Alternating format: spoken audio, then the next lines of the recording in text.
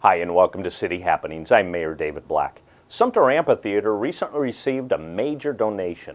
We'll tell you who the donor is and what was donated.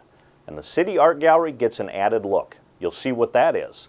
The Senior Center offers a great opportunity for seniors to take day trips. They call it Wandering Wednesdays. Find out more. City Happenings for the week of March 14th is next. Thanks, Mayor Black. SumTur Amphitheater received a major donation from the Turtscher family, one of the family names that comprise the amphitheater title SumTur. The donation came in the form of $100,000. We're very proud of the SumTur Amphitheater, and as a recreation department, we take a lot of pride in the things that we can do for recreational programming, especially for the local area.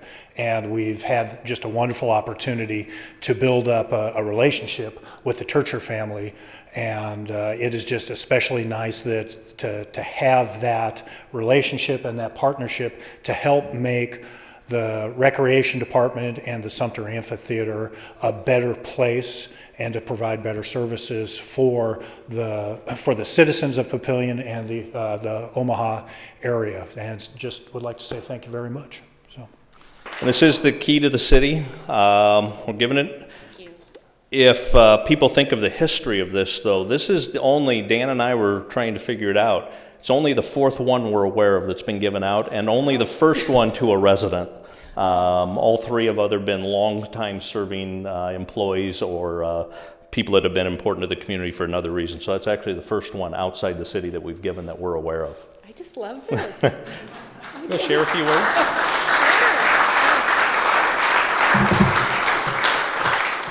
Well, thank you all very much. I've had a lot of fun talking with Doug over the last few years, and Carl has been very helpful via the telephone several times. But it really is our pleasure and our privilege to continue to support the SumTur Amphitheater and a whole decade. I mean, it's really hard to believe that it's been a decade. And I want to really thank the City Council for your stewardship and your community service. And I know that Wally and Elaine and my parents are just really happy with what's happened and never would have dreamed it would be such a lovely venue. But thanks for doing everything you do to put Papillion in Money Magazine. That was great. And we'll look forward to the next decade. Can't wait to see what it brings. But thank you very much. This is just lovely. Lovely. Thank you. Thank you. That's great. Thank you. The City Hall Art Gallery got some updating in a new sign. The Papillion City Arts Council has been doing some good things for the city and keeping art alive in our community, and this gallery was one of the first things that they did, and I think it's one of the most important things that they've done because it gives the Papillion City a place to showcase art for Papillion artists, people who live and work in the community, and the sign just kind of makes it that much more official, and people coming up the stairs, they won't just glance at the showcases and wonder, what is that right there? Well, that's the Papillion City Art Gallery. Sliker says it might seem like a small thing, but the new sign makes a difference. I think it does, for sure. Like I said, people coming in won't quite know what is going on here in the second floor. They'll see the showcases, they'll see the art, but having the sign there and know that this is part of Papillion and we're here to represent art right here in City Hall, I think that's important. Sliker points out that the new sign gives the art gallery a step up. The signage has made it official, more professional, and designates Papillion as a place for artists to be appreciated. I can't think of another community, I could be wrong, but I can't think of another community that has really pushed for the arts like Papillion has in the area, as far as new arts, developing new centers and places. And the gallery here is really important, and having that signage just really makes it that much more available for people to see and know that that's what it's here for. Our Senior Center offers Wandering Wednesdays. Center members suggest trips they can take as a group. Some of the activities they want to do is a surprise. It's interesting when they ask for certain things. Someone walked in here the other day and said they were reading a magazine and they saw something in Council Bluffs called the Squirrel Cage Jail. And I was like, what is that? and we wanted to go, and we wanted to do it right before Halloween so we can maybe see some ghosts. So things like that are, you know, I don't think that seniors would want to do that, but it's fun.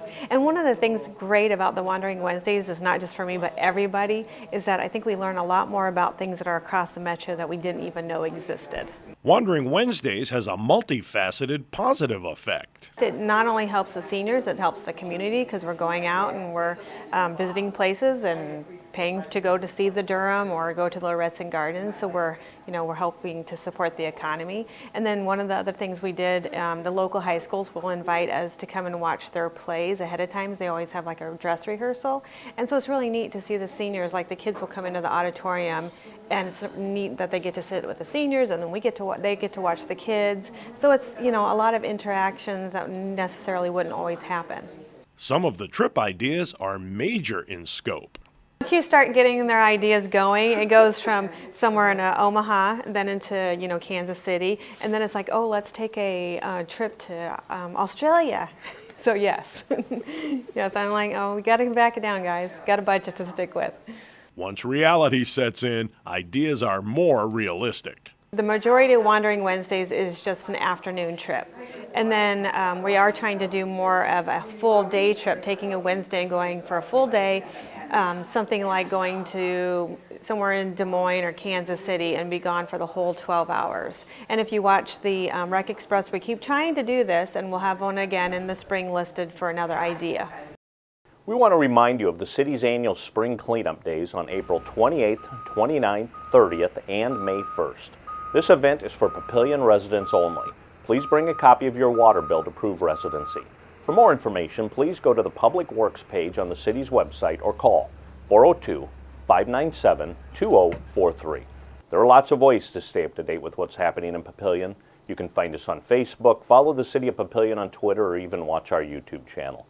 And information about all of our departments and programs is available on our website.